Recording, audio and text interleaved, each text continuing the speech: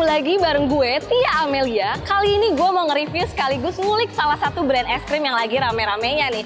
Cabangnya ada di mana-mana. Tahu dong pasti. Ya bener, namanya Mixue. Sekarang pas banget gue udah di depan outlet Mixue. Gue udah gak sabar nih mau beli es krimnya. Abis itu gue ajak partner gue untuk coba dan nge-review. Yuk langsung aja kita masuk.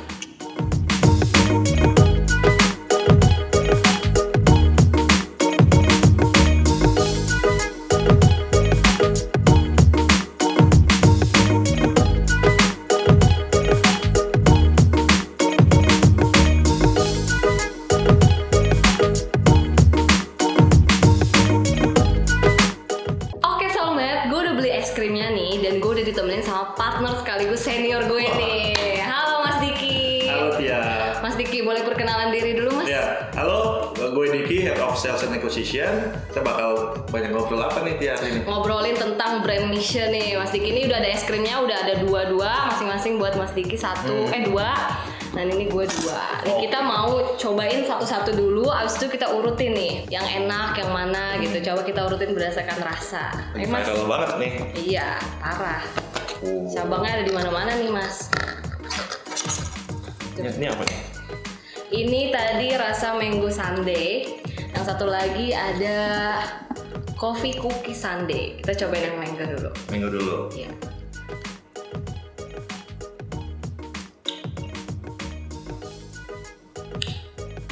Enak.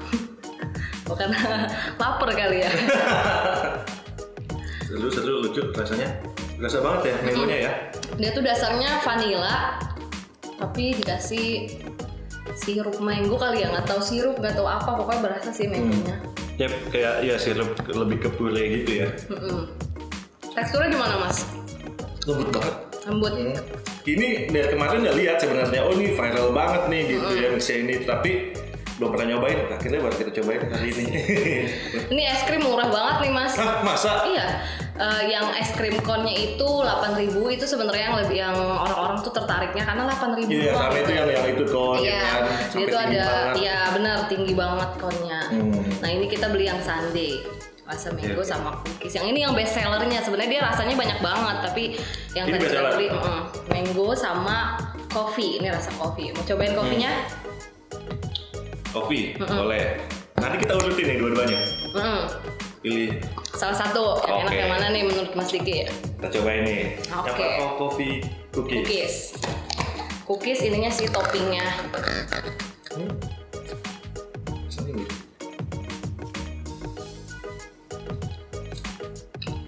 Dia pakai yang itu ya? Apa? Biskuit apa nih? Kayak Oreo gitu ya? Oh asli loh, tulisannya tuh. Oh beneran, berarti beneran. Beneran. Oh iya. Cookiesnya dari Oreo guys. Rasa kopi banget ya. Jujur gue gak suka kopi sih Mas. Oh, tapi jadi kalau dari gue nih, gue lebih sukanya sih mango. Berasa banget soalnya kopinya ini. Menurut lu gimana Mas? kita cobain lagi sampai habis nggak apa-apa Mas. doyan Kan baru nyoba. Ini harus putusin sekarang, nggak boleh sampai habis ya? Boleh kalau mau dihabisin, tapi takut durasinya nggak cukup loh. Kalau gue sih emang lebih suka apa ya? Tipikal yang lebih fresh, teksturnya lebih smooth gitu. Gue juga mungkin akan pilih mango ini. Mangonya kuat dan apalagi jago juga sih dia harus keluarin mango di Indonesia karena jarang ya. Di Indonesia itu pasti semua suka mangga. Iya benar-benar. Nah kita udah cobain nih Soulmate sekarang es krimnya. Sekarang mumpung ada Mas Diki, gue mau langsung bahas nih tentang Mixue ini. Sekaligus nanyain pendapat dari Mas Diki tentang Mixue. Menurut lo Mas, apa yang ngebedain si Mixue ini sama brand-brand yang lain gitu? Mixue kok bisa sampai serame ini gitu? Iya itu dia, jadi memang banyak sih. Satu, kita ngomongin ada beberapa hal ya. Salah satunya produk. Apa produknya dulu nih gitu. Kita saat develop bisnis tuh produknya apa sih? Kita tahu dulu nih kompetitornya. Yang gue lihat saat ini, Mixue tuh tahu banget siapa kompetitornya. Dia tahu nih marketnya yang mana, siapa yang harus dia hajar gitu. Nah ini kelihatan banget. Contohnya dari size. Lu punya target market orang yang Indonesia oke, yang penting banyak, harganya udah lebih kompetitif. Murah, gitu. Iya, relatif murah. Iya, Karena kita lihat harganya dengan selama ini kan lagi pula market juga stagnan ya selama ini, banyak kan. Oh, es kopi susu. Iya, banyak banget. Nggak ada banyak inovasi baru. Nah, Helmix ini datang, boom, bisa dia udah langsung kasih gitu. volume yang lebih besar, harga kompetitif. Strateginya sih oke sih, selain dengan brandingnya dia ya. Gitu, berasa banget ini kan kayak di TikTok ramai banget, kemana-mana gitu kan. Ini ada di mana-mana, cabangnya juga ada di mana-mana sekarang, deket deket kantor ada, mixer deket kampus ada, gokil sih. Dan dia langsung speed up gitu, begitu dia masuk tuh benar-benar buka cabang di mana-mana gitu ya. Kalau kita ingat dulu tuh ini modelnya kayak Sevel, ingat nggak dulu? Oh iya, tahu. Sevel kan kayak gitu juga. Kita semalam lewat itu belum ada, pagi-pagi dia udah buka gitu. Nah, mirip juga nih konsepnya gini, benar-benar masif dengan harga market yang pas, harga yang kompetitif. Karena kita lihat Mix itu tengah kota tuh nggak ada. Pertama kali kalau dulu awal-awal lihat tuh ya, Mix itu dulu pertama kali lihat tuh kaget, ini apa sih gitu. Itu lagi di jalan raya Puncak melihatnya pertama. Ada itu? Iya. Setelah itu baru dia masuk ke Jakarta ramai tiba-tiba gitu. Dia di jalan raya Puncak, waktu itu lagi di Bandung, di Cianjur tuh ada. Tapi ternyata setelah itu baru lebih masuk ke Indonesia lebih ramai. Jadi strateginya benar banget. Kalau dia emang harganya bagus, dengan dia bisa ngasih yang lebih banyak, porsi yang lebih besar, which is itu ya tipikal market Indonesia banget kan. Betul. Dia mulainya juga benar, nggak langsung masuk ke Jakarta, tapi masuk ke market yang lebih sekitar Jakarta. Besar. Kalau kita ngelihat brand-brand yang lagi viral nih, rame di mana-mana, tapi kan juga cepet surutnya. Iya sih. Pasti Mas Diki tahu dong, es cappuccino cincau, tahu, es kepal Milo, tahu kan? Itu dulu viral banget tuh dulu waktu gue lagi SMA gitu, itu dulu kayak viral banget. Nah, menurut Mas ini tuh brand-brand kayak gini tuh bakalan surut juga apa gimana menurut Mas? Banyak sih memang, kalau ini kan kita ngomongin brand franchise ya. Jadi memang banyak yang memang mereka cuma bikin hype di awal. Emang ada beberapa franchise yang memang cuma bikin cari hype di awal, setelah itu mereka nggak tahu tuh maintainnya kayak gimana gitu. Ada dua hal yang kalau gue lihat di sini. Satu, gimana dia bisa, si pemilik franchise ini bisa maintain brandnya. Yang kedua yang paling penting nih justru, mereka harus lakukan inovasi gitu.